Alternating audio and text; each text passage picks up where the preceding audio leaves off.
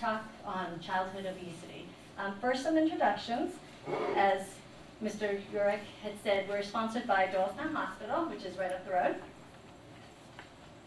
and CB Cares, creating a stronger, healthier community.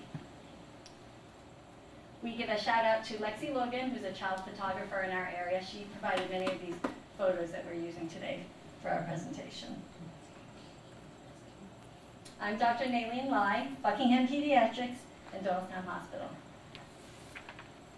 I'm Dr. Julie Cardos, and I'm with Children's Hospital Philadelphia Care Network Newtown, in Bucks County. And I'm on staff at St. Mary Hospital and Lower Bucks Hospital.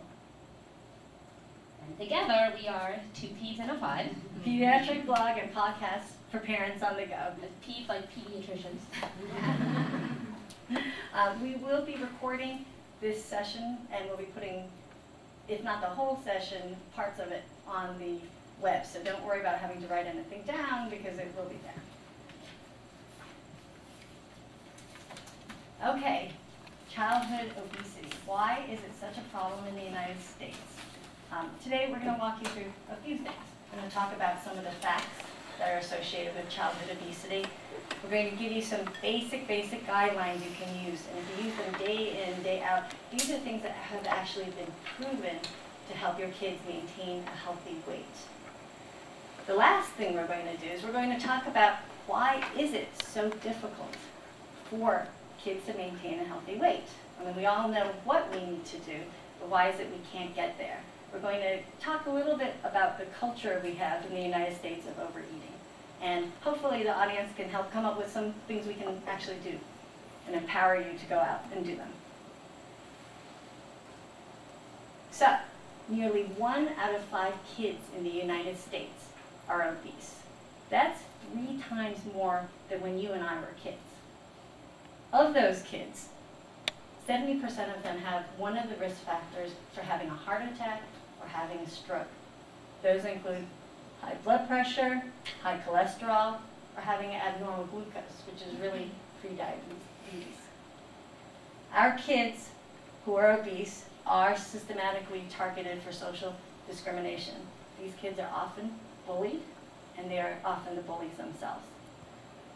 For an obese 5-year-old, the life expectancy is about 10 years less than when you were 5 years old. So we have a problem here. So, how can I tell if my kid is overweight? All right, so the first thing that doctors do is we calculate a body mass index, and it's simply a math problem. We take the child's weight in kilograms and divide it by their height in meters squared. We come up with a number, and that number is plotted on a graph, and we plot the percentile. And if you fall above the 85th percentile, you're considered overweight, and children above the 95th percentile are obese. So it gives us an objective starting point in our offices when we're examining children. We need to have a discussion about overweight and obesity. But forget that BMI when you're at home. The BMI is great in our office to tell you as a red flag, hey, you know what? We got to watch here. We have to do something. But when you're at home, we don't want to create eating disorder kids, okay? And parents that are equally as neurotic. You can't get your kid on the scale every single day. Can't even do it every single week. We want to create a healthy environment instead. So instead, let's take a cue from our veterinary friends. It's hard to calculate a body mass index with dogs, right? Different breeds, different heights. However, this is my dog Brandy's doctor. Okay? And this is a photograph that's sitting right in front of me when I go to my vet's office. If you look at the ideal dog, it may sound like something very familiar to you, the ideal child. Ribs are palpable, but they're not visible. Okay? And the belly is tucked in. So really that cute little toddler belly that you have at 1 year old, 2 years old, by the time you're past 3 years old, that should be gone. And especially in our 10-year-olds, 12-year-olds, and even in our 30, 40, 50-year-olds, really shouldn't have a belly. And that's how you can tell if our BMI is out of whack. So, which one is the obese kid, and which one is the quote-unquote normal kid, the 50th percentile BMI kid? These are posters from the Pennsylvania Medical Society. How many people here think the one on the left looks a little scrawny? Nobody. Okay. You know, and honestly, you know, especially this one on the right, the one, I mean, this one right here. This child on the left does look a little scrawny. But that's actually the 50th percentile BMI. If you look at the child on the right, most of us would see a lot of kids walking around like that, and we really wouldn't blink an eye. But if you look, they all have a gut. They shouldn't have a gut. And those kids are actually obese. These are the kids that will die 10 years younger than you, okay? These are the kids where 3/4 of them have some sort of indication that they're predisposed to having a heart attack or stroke. Like a laser pointer. Oh, thanks. Point out stuff on your slides. Okay, so basically, forget that BMI when you're not in our office. We love the BMI, and please come back, you know, get weight and height checks with us. We can help you, guide you with your progress. But in general, just look at that kid's belly. Make sure they don't have a gut as they get older. All right. This is a common question we get a lot in the office, which is, you know, I just don't think my kid's really supposed to be obese. I think they have a hormone problem. When do we worry about whether you have a hormonal problem or not? It's real. Kids that are hypothyroid really do gain weight. It does slow your metabolism down. But we worry about it if if your child is not growing upward. So if their height is starting to slow down, yet they're still growing outward, maybe they do have a hormone issue. So, right, as opposed to if you're taking in too many calories and not burning them off, you're going to be normal height or tall. And so it's the kids that are short and overweight that we worry a little more about. So you can grow out, but you can't grow up when you have a hormone issue. Here's the other question we get a lot. Well, you know what, everybody's big boned in my family. Well, they may be big boned, but they probably didn't have big bellies. There are genetic syndromes, though, that are associated with obesity. Those syndromes are also associated with neurodevelopmental issues.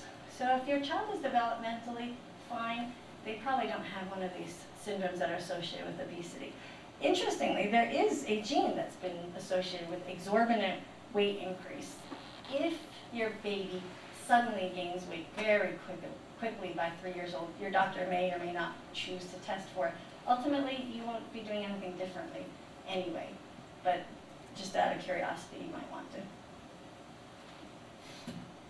Okay, so what do we do when we get to our office? Children will be screened for a lot of the complications of obesity.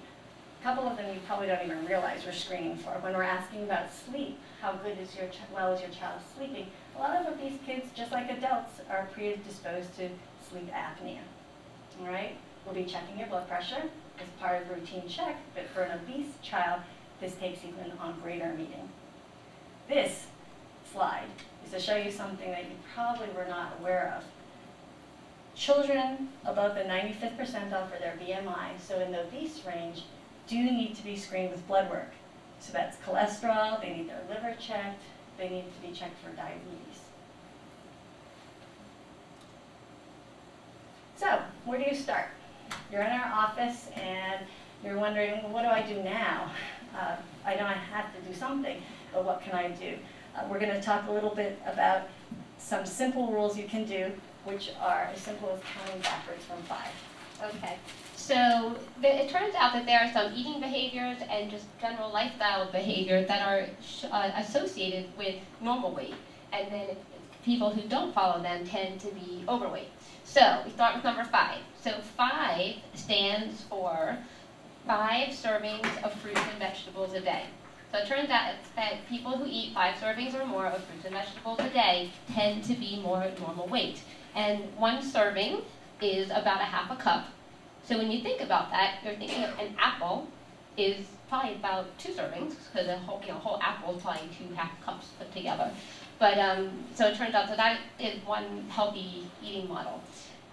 4 stands for four food groups. So again, we all have learned this in elementary school.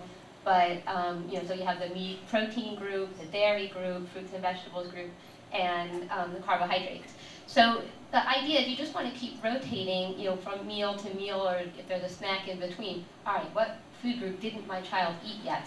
And we want it to be nutritionally sound and not calorie packed, but no nutrition. So yes, Oreos fit into the carbohydrate group, but they're calorically dense and don't add any nourishment to your child.